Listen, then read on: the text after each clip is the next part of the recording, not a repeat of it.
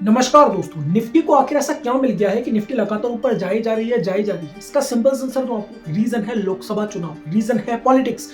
अब आप कहेंगे कि पॉलिटिक्स का स्टॉक मार्केट से क्या लेना देना, बहुत बड़ा लेने देना है। इसका डाटा के सहित मैं आपको समझाने का प्रयास करूंगा, तो ध्यान से समझिएगा इस चीज। देखिए, आज से कुछ समय पहले एक स्टडी हुई थी और वो स्टडी हुई थी 25 साल के लोकसभा चुनाव, और उस स्टडी के अंदर यह पाया गया कि जब भी लोकसभा चुनाव आने वाले होते हैं तो ऑलमोस्ट उसके 6 महीने के भीतर भीतर निफ्टी के अंदर एक बहुत बड़ी रैली देखने को मिलती है, जो कि लगभग 10% से लेकर के 30% तक देखने को मिल जाती है। और ऐसा हिस्ट्री के अंदर कई बार देखने को मिलता है। तो अब एक सवाल आता है कि इलेक्शन आने में तो अभी लगभग 3 महीने का समय है, 90 दिन का टाइम है, तो क्या तब तक निफ्टी बिल्कुल भी नहीं गिरेगी और निफ्टी कंसिस्टेंटली बढ़ती जाएगी? इस सवाल का जवाब भी इस वीडियो के अंदर मैं आपको देने का प्रयास करूंगा। अब बड़े ध्यान से समझिएगा, मैं आपको बताता हूं। अब मैं आपसे कहूं कि वास्तविकता में अगर आप देखिए पिछले कुछ दिनों के अंदर निफ्टी में मेन जो बढ़त देखने को मिली, जो मेन रैली देखने को मिली, वो रैली आपको कब देखने को मिली? वो जब राज्य की इलेक्शन जीती। कौन जीती? मेन सरकार जो जीती। और उसके बाद से स्टॉक मार्केट में एक बहुत बड़ी तेजी देखने को मिली, जिसको मैंने इस वाली वीडियो के अंदर कवर किया था और मैंने आपको स्पष्ट तौर पर बताया था, पूरी गणित और कैलकुलेशन के साथ मैंने समझाया कि अभी जो तेजी आप कह रहे हो स्टॉक मार्केट में तेजी आ गई है, तेजी आ गई, ये तेजी अभी जारी रहेगी, ये तेजी अभी और आने वाली है। वास्तविकता में तो ये कोई तेजी है ही नहीं, और केवल 27 दिन हुए इस वीडियो को बनाए हुए, और 27 दिन के अंदर आपको देख सकते हैं निफ्टी कहां से कहां पर पहुंच चुकी। अब सवाल आता है कि पॉलिटिक्स का स्टॉक मार्केट से क्या लेना? देखिए, जब स्टॉक मार्केट कंसिस्टेंटली ऊपर जाता रहता है, कह सकते हैं स्टेबल तरीके से ऊपर बढ़ता रहता है, तो यहां पर एक परसेप्शन सेट हो जाता है कि भैया जो ये सरकार काम कर रही है, जो ये योजना लेकर आ रही है, उससे एफआईज भी खुश है, उससे डीआईज भी खुश है, उससे रिटेल कैटेगरी के इन्वेस्टर भी खुश है, और पूरा का पूरा स्टॉक मार्केट के खुश है। तो जब पूरा का पूरा स्टॉक मार्केट खुश है तो इकोनॉमी भी ठीक चल रही होगी, और इकोनॉमी ठीक चल रही होगी तो इससे होता क्या है? इससे उस सरकार का वोट बैंक बढ़ता है। और ये केवल आज की बात नहीं है, आप हिस्ट्री उठाकर देख लीजिए, जब भी लोकसभा चुनाव आते हैं स्टॉक मार्केट के अंदर एक बहुत बड़ी रैली देखने को मिलती है। लेकिन इसके पीछे एक रीजन और भी है।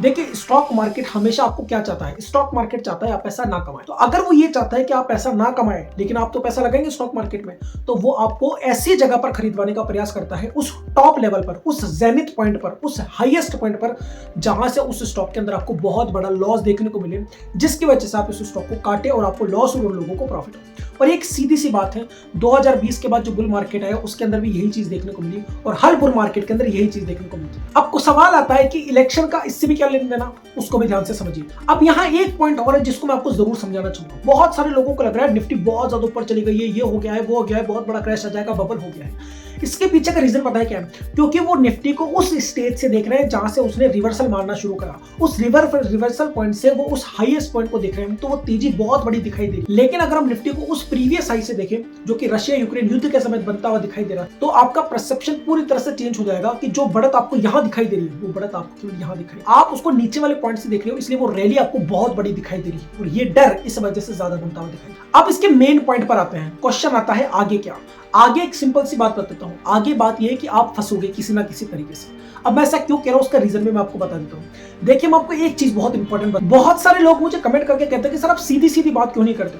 अब मैं आपको एक सीधी सीधी बात बताता हूं। आज से लगभग 8 महीने पहले मैंने एक वीडियो बनाई थी, जब मैंने आपको सीधा सीधा कहा था कि एक बिगेस्ट बुल मार्केट की शुरुआत होने वाली है, और ये बुल मार्केट में कोई बहुत बड़ी करेक्शन देखने को नहीं मिलेगी। अगर कोई करेक्शन आएगी भी तो वो लोकसभा चुनाव यानी कि इलेक्शन के टाइम पे देखने को मिलेगी। ये सीधी सीधी बात, लेकिन लोगों ने इस चीज को इग्नोर किया। आज से 27 दिन पहले बनी हुई वीडियो के अंदर भी मैंने आपको स्पष्ट रूप से बताया था, पूरी गणित और कैलकुलेशन के साथ समझाया था कि हम अभी उस तेजी के अंदर पहुंचे ही नहीं, और पिछले 27 दिन से आज की तेजी आप अच्छे से देख सकते हैं।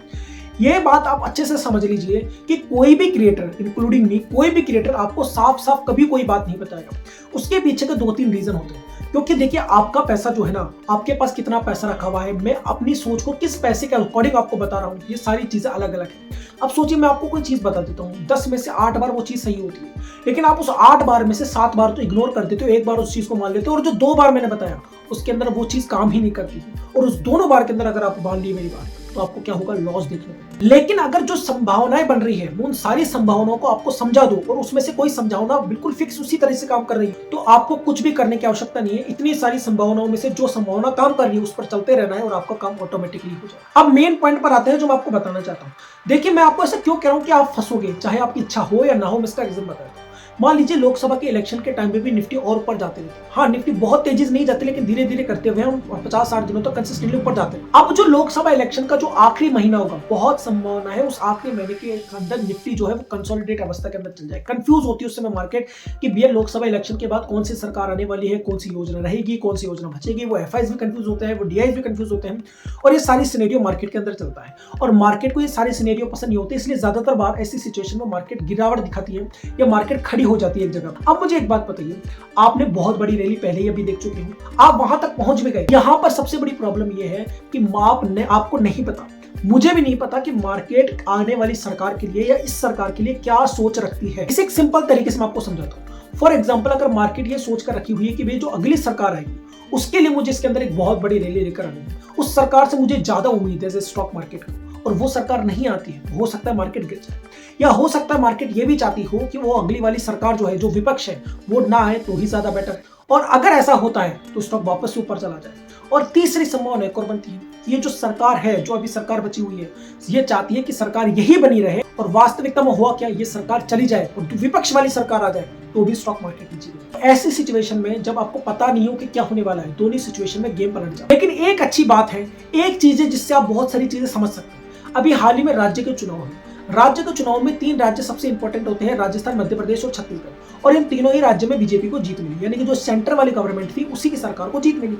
और उसके बाद से आप देख सकते हो जब मार्केट खुला 200-250 पॉइंट्स के ऊपर बढ़त देखने को मिली, उसके बाद कंसिस्टेंटली मार्केट चलता जा रहा है। तो ये चीज ये बता रही है कि जो चीज चल रही है, जो सरकार एग्जिस्ट के अंदर है, उसको मार्केट पॉजिटिव की ओर दिखा रहा है, और इस वजह से ये रैली आपको देखने को मिली। तो यहाँ पर एक मजबूत संभावना इस बात की बनती है कि अगर सेम सरकार आती है तो बहुत संभावना है कि मार्केट इसको भी पॉजिटिव की ओर लाए, और यहाँ से वो एक और बड़ी रैली या फिर कह सकते हैं थोड़ा और जंप के साथ, बढ़त के साथ स्टॉक मार्केट को या कह सकते हैं निफ्टी को और ऊपर लेकर जाए। लेकिन एक बात जो कि मैं पहले भी कह चुका हूँ कि कोई चीज लगातार ऊपर तो जा नहीं सकती ना, वो कभी ना कभी तो गिरावट दिखाएगी ना। इसी तरह निफ्टी में भी कभी ना कभी तो गिरावट आएगी, हो सकता है 1 महीने बाद, 2 महीने बाद, इलेक्शन के बाद, लेकिन गिरावट आना तय है। गिरावट तो आएगी ही आएगी।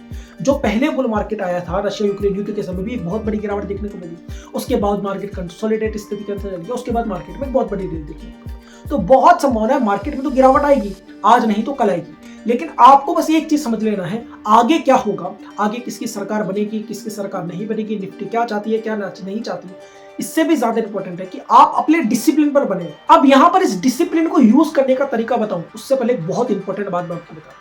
आपको केवल एक चीज को जरूर ट्रैक करना है, और वो क्या चीज होगी, लॉन्ग पोजीशंस।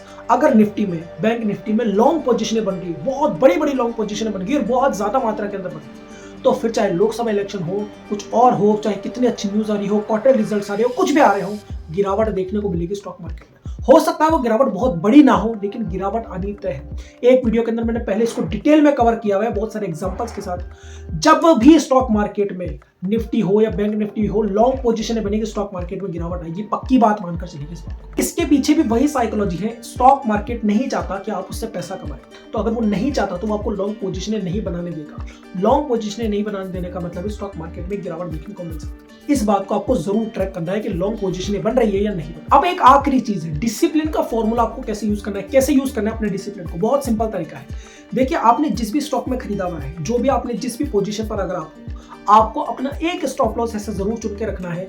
अगर मार्केट ऊपर जाता रहता है, आप अपने स्टॉप लॉस को टेल करते जाइए। मेरी एक बात याद रखिएगा, आप ज्यादा खाने के चक्कर में थोड़ा बहुत भी नहीं खा पाए, तो अपने स्टॉप लॉस को बिल्कुल सटीकता से यूज कीजिएगा। अगर स्टॉक उससे नीचे आ जाए, कट जाएगा। अगर वो वापस घूम के ऊपर जाता है, बल्कि एक अच्छी बात होगी, अगर वो नीचे आ जाएगा, आपको प्रॉफिट तो पूरा मिल गया, लेकिन अगर वो घूम कर कोई अच्छे पैटर्न के साथ वापस ऊपर जाता है, उसको दोबारा खरीदने का आपको मौका मिल सकता है। लेकिन उस स्टॉक को पूरा खाने के चक्कर में आप थोड़ा भी नहीं खा पाओगे। तो इस चीज को याद रखें। तो ये वीडियो आपको कैसा लगा कमेंट करके जरूर बताएगा। आईपीओ स्टॉक मार्केट से जुड़ी वैसी वीडियो के लिए चैनल को सब्सक्राइब कर लीजिए।